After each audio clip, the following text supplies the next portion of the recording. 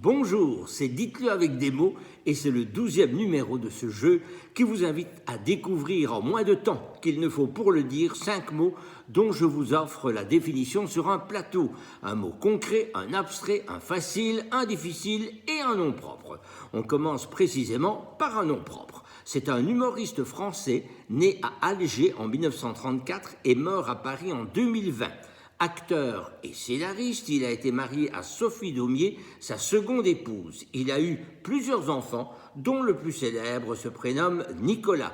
Si j'ajoute qu'il a joué dans Un éléphant, ça trompe énormément, et qu'un de ses sketchs les plus célèbres est Bonne fête, Paulette, vous aurez deviné qu'il s'agit de Guy Bedos.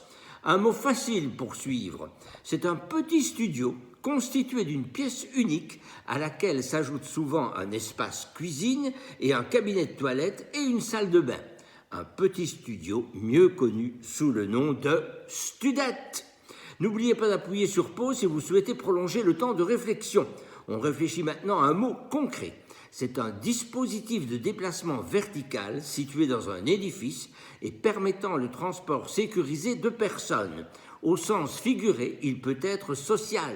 Il décrit alors les mécanismes qui permettent à un individu de s'élever dans l'échelle sociale, précisément. C'est donc un ascenseur.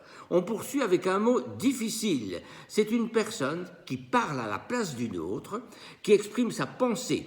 Il vient de l'arabe turguman, qui signifie interprète et qui a aussi donné droguement, mot par lequel on désignait un interprète en Orient du XIIe au XXe siècle. Un indice, dans l'expression par le de quelqu'un, cela veut dire par son intermédiaire. C'est donc un truchement. On termine par un mot abstrait. C'est une qualité qui permet à une personne d'exercer une influence, de séduire ou de fasciner les autres.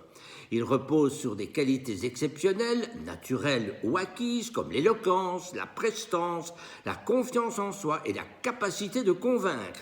Il vient d'un mot grec qui signifie don, grâce, faveur. Si je vous dis que ce mot grec c'est charisma, tout c'est clair, c'est le charisme. Voilà, dites-le avec des mots, c'est déjà fini. On revient mercredi prochain avec 5 nouveaux mots. Ciao, ciao et à presto.